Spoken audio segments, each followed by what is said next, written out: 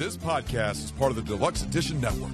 To find other great shows on the network, head over to deluxeeditionnetwork.com. That's deluxeeditionnetwork.com.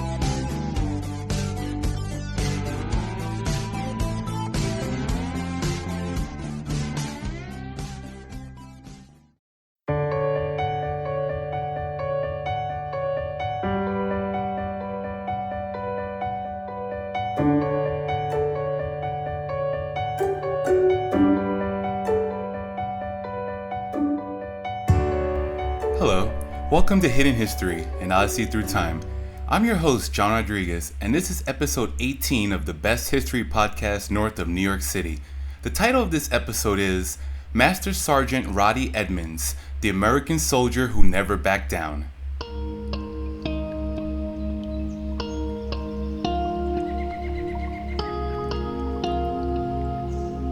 Before we begin, we here at Hidden History would like to give a quick shout out to the podcast of the month of June over at the Deluxe Edition Network, our podcast network. The two podcasts are called Barrel Aged Chicks and the Deep Dark Secrets podcast. You can listen to these great podcasts on Spotify and Apple Podcasts, and don't forget to find them on Instagram. Thanks for listening, and now let's get to the episode.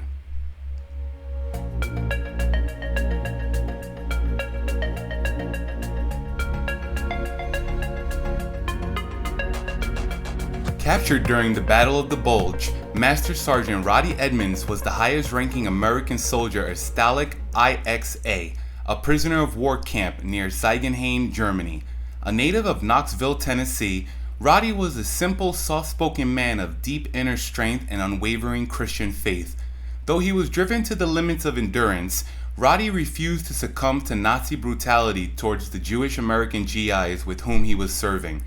Through his inspiring leadership and bravery, Roddie saved the lives of hundreds of U.S. infantrymen in those perilous final days of the Second World War. But then Roddie returned home to Knoxville and never told his family or anyone else what had occurred in that POW camp. He eventually got married, had children and grandchildren, and died in 1985. Roddie Edmonds never received a medal or honor or any type of recognition for the lives he saved during World War II. Years after his death, one of his sons began to do some research and discovered what had occurred in that German prisoner of war camp so many years before. And then suddenly, the whole world was made aware that Roddie Edmonds had been a hero of the Holocaust. Roddie's story, hidden history that has remained long forgotten, is the story of a patriot who went beyond the call of duty to save the lives of Jewish Americans and the importance of standing up for decency and humanity during a time of great hate.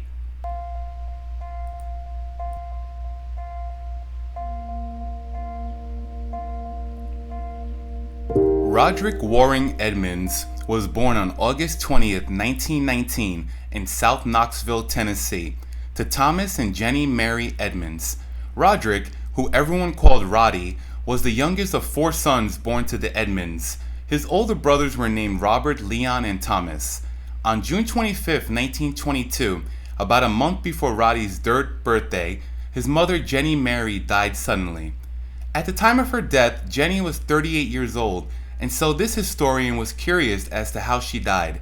After looking at her death certificate, however, the reason listed under cause of death is hard to read. Normally, the cause of death is plainly listed, such as congestive heart failure or cancer, but that's not the case with Jenny Mary's death certificate. Either way, a copy of her death certificate is available on our website. Maybe one of our listeners can figure it out. Roddie's father, Thomas, who never remarried, was left to raise his four boys on his own. Thomas was primarily a wallpaper hanger for a number of local businesses over the years, and the work put food on the table and kept the bills paid. He also made sure that his sons had a simple but strong Christian faith, which was nurtured at the small Vestal Methodist Church, now Vestal United Methodist, in South Knoxville. In 1938, Roddie graduated from Knoxville High School, and 3 years later, on December 7, 1941, his life would change forever when Japan launched a surprise military attack against the U.S. naval base at Pearl Harbor in Honolulu, Hawaii.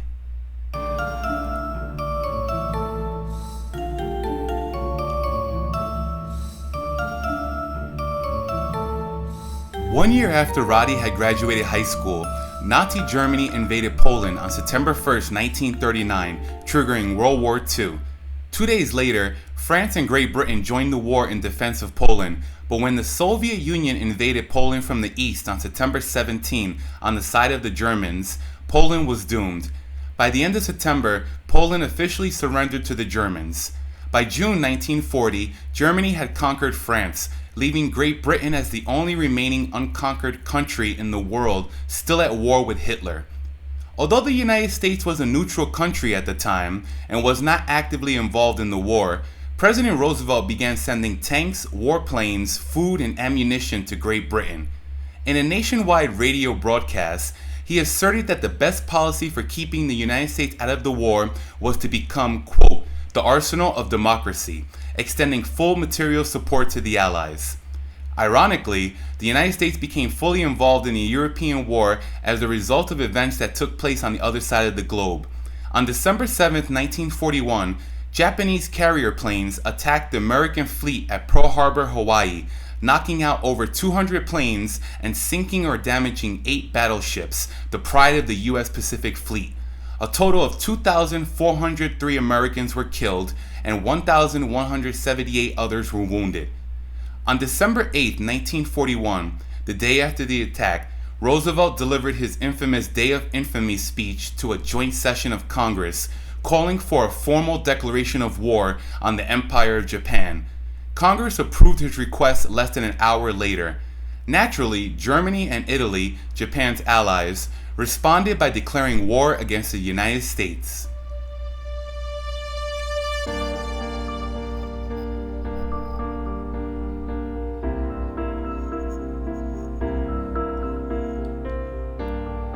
On March 17, 1941, 3 months after the attack on Pearl Harbor, 21-year-old Roddie Edmonds enlisted in the U.S. Army and quickly rose to the rank of Master Sergeant. In November 1942, Roddie married Marie Solomon while he was stationed at Camp Forrest in Tennessee. That marriage would only last until sometime in 1944, when the couple got a divorce due to all the time they spent apart, with Roddie away in the Army. In December 1944, Roddie and the other troops were sent to the European Theater of Operations with the 422nd Infantry Regiment of the 106th Infantry Division, arriving only 5 days before Germany launched a massive counteroffensive, known as the Battle of the Bulge.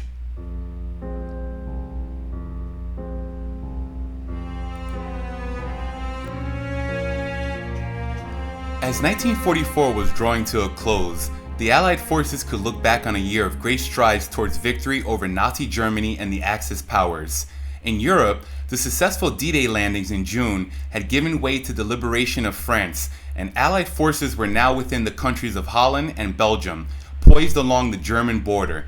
A sense of overconfidence began to infect the Allied leadership, where some even predicted that the war would be over by Christmas. Adolf Hitler, however, had other plans. Recognizing a potential opportunity for a German victory with the last roll of the dice, the Germans were secretly massing an attack force under cover of night and radio silence. Their goal was to take the port city of Antwerp in Belgium and divide the British and American armies. Called the Greatest American Battle of the War by Winston Churchill, the Battle of the Bulge in the Ardennes region of Belgium was Adolf Hitler's last major offensive in World War II against the Western Front. Lasting 6 brutal weeks from December 16, 1944 to January 25, 1945, the assault, also called the Battle of the Ardennes, took place during frigid weather conditions, with some 30 German divisions attacking battle-fatigued American troops across 85 miles of the densely wooded Ardennes forest. The battle proved to be the costliest ever fought by the U.S. Army, which suffered over 100,000 casualties, but it ended in victory for the Allies. After their defeat, Germany would retreat for the remainder of World War II. But despite this embarrassing and monumental loss, the Germans had managed to capture thousands of Allied soldiers, and Master Sergeant Roddie Edmonds was one of them.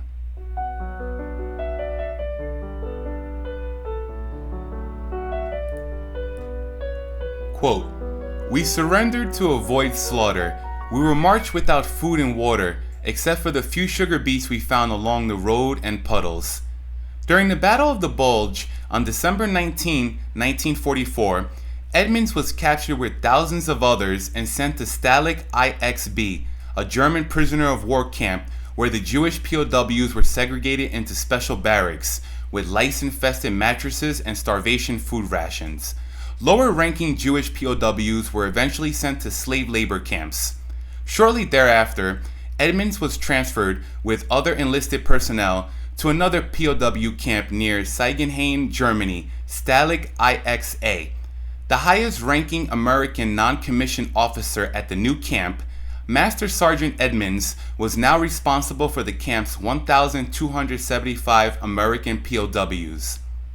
On their first day in Stalag IXA, January 27, 1945, as Germany's defeat was clearly approaching, the German commander ordered Edmonds to tell only the Jewish American soldiers to present themselves at the next morning's assembly so they could be separated from the other prisoners.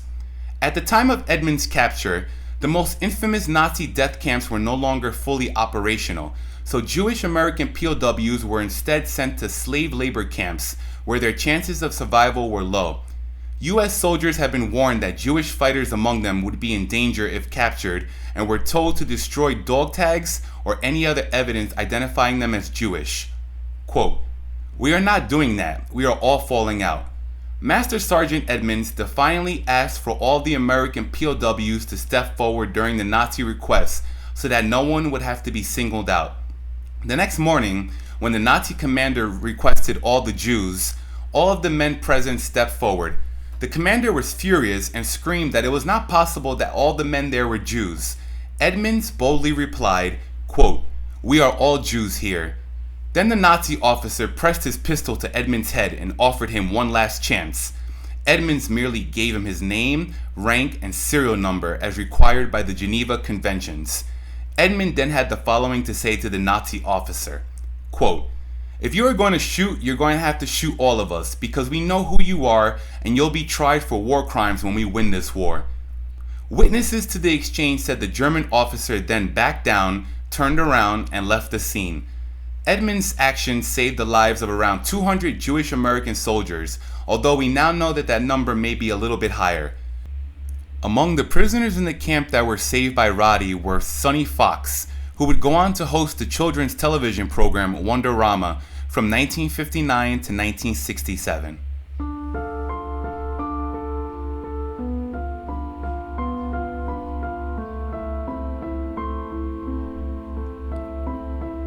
While he was a prisoner, Edmonds kept a diary in the camp, where he also had the other POWs write down their names and addresses.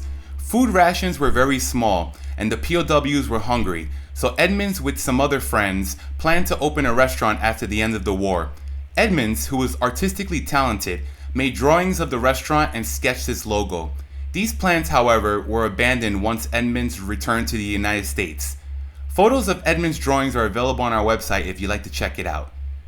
As the Allied forces got closer to the POW camp, the Germans ordered all POWs to leave the camp by foot or on trucks that were waiting nearby. The British, French, and other non-American prisoners were hurried onto trucks, but Edmonds ordered all Americans under his command to play sick, fake an injury, and stay in the barracks, anything to prevent evacuation before the liberating forces arrived. His sense of duty, responsibility, and devotion to the soldiers under his command went far beyond his own personal safety. As a result, only the American prisoners in the camp were left behind and ultimately saved due to Sergeant Edmonds' outstanding courage. After 100 days in captivity, Edmonds and the rest of the Americans were finally freed when the Allied armies led by General George S. Patton liberated them in May 1945.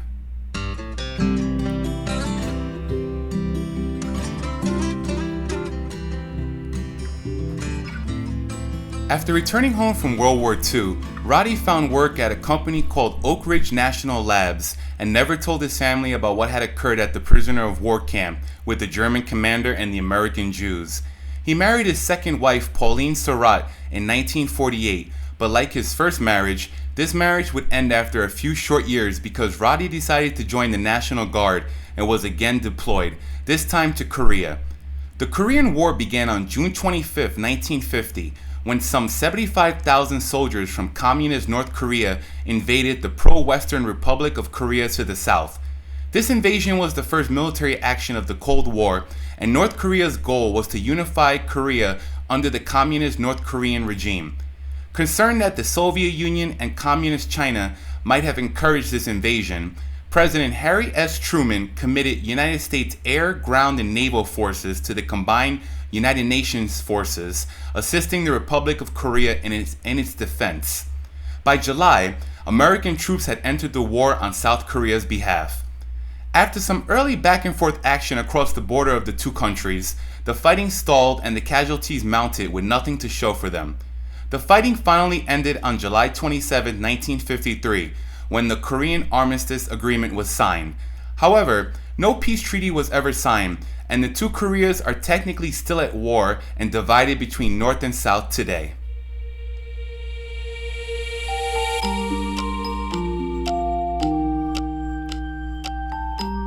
Following the war, Edmonds returned home to Knoxville and married Mary Ann Watson on February 18, 1953, who was 15 years his junior. Despite the age difference, however, it appeared that the third time was the charm because Roddie and Mary Ann remained together for the rest of their lives. The couple would go on to have two sons, Christopher and Michael, and according to Christopher, his father had a daughter from his first marriage, but as of 2016, Christopher has never met her. Roddie worked as a manager for the Knoxville Journal and at Oak Ridge before getting into sales work related to mobile homes and cable television. Leaving the wars in the past, Roddie and his wife raised their sons with strong Christian values and taught them to be humble, kind, and generous to others.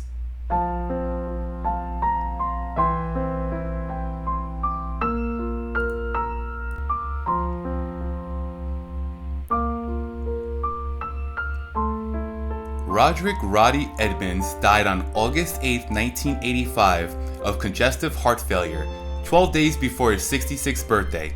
He was survived by his wife, Mary Ann, his children, and grandchildren. Roddie was buried at Berry Highland Memorial Gardens in Knoxville, Tennessee.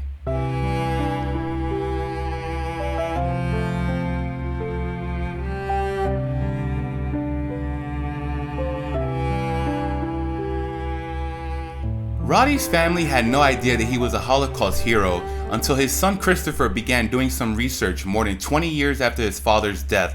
As a teenager and while in college, Chris asked his father several times about his experiences during World War II, and each time Roddie would reply with, quote, "Son, there are just some things I'd rather not talk about."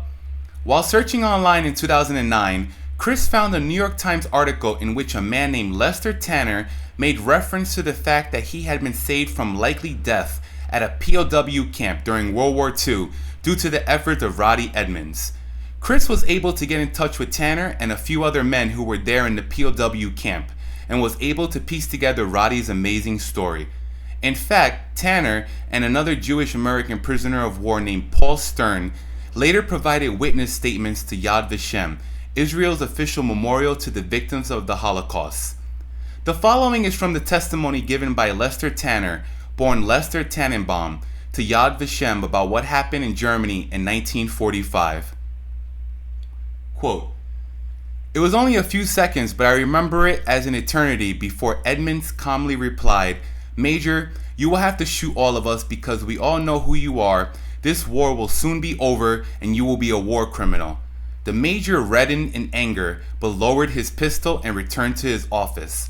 Sergeant Edmonds dismissed the company. We all returned to the barracks, after which we were not again threatened until General Patton's advance liberated our camp, which is another story of Sergeant Edmonds' leadership and daring for another time.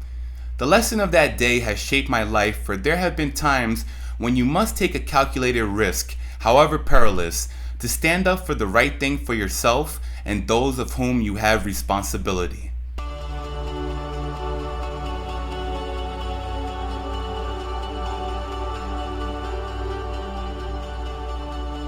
To understand why Roddie never spoke about his courage, not to his wife, his children, nor his grandchildren, is to understand something about the man himself. Quote, "He was a man of faith. He never bragged on anything but God. Well, maybe his sons sometimes." On February 10, 2015, Yad Vashem recognized Master Sergeant Roddie Edmonds as righteous among the nations. This honor is given by the State of Israel to describe non-Jews who risked their lives during the Holocaust to save Jews from extermination by the Nazis. Prior to Roddie, only 4 Americans had been designated righteous among the nations by Yad Vashem. While those 4 belonged to the clergy or volunteered for rescue groups, and we here at Hidden History have covered 3 of those individuals in previous episodes, Roddie was the first U.S. soldier recognized and the first whose actions directly saved the lives of fellow Americans. On January 27, 2016, a ceremony was held at the Israeli Embassy in Washington, D.C. Israeli Ambassador Ron Dermer and Yad Vashem Council Chairman Rabbi Lau presented the Righteous Medal and Certificate of Honor to Roddie's son Chris. Also present at the ceremony was President Obama, who took the opportunity to say the following about Roddie Edmonds. Quote, "Faced with the choice of giving up his fellow soldiers or saving his own life, Roddie looked evil in the eye and dared a Nazi to shoot. His moral compass never wavered. He was true to his faith and he saved Jewish American soldiers as a consequence. It's an instructive lesson, by the way, for those of us Christians. I cannot imagine a greater expression of Christianity than to say, I too am a Jew." On November 15, 2020, a historical marker honoring Roddie was placed in Knoxville, Tennessee. It was donated by the Jewish American Society for Historic Preservation, with support from the Knoxville Jewish Alliance.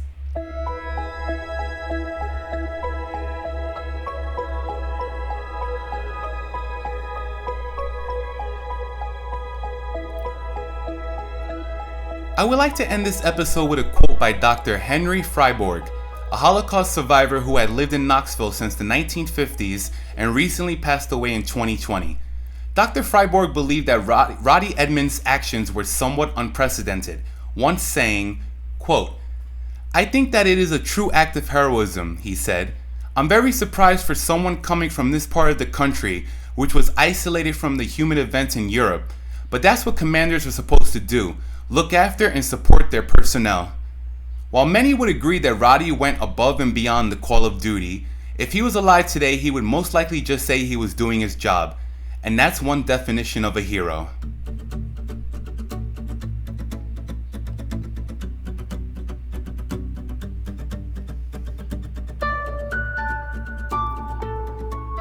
Thank you for listening, and I hope you have learned something new today. Season 2 of Hidden History will explore the lives of victims and heroes of the Holocaust. Many of their stories have been hidden in the pages of history and deserve to be told. Pictures, newspaper clippings, and links to external articles relating to a particular episode will be available on our website. Thanks again for listening. I'm John Rodriguez, and until we meet again, this has been Hidden History and Odyssey Through Time.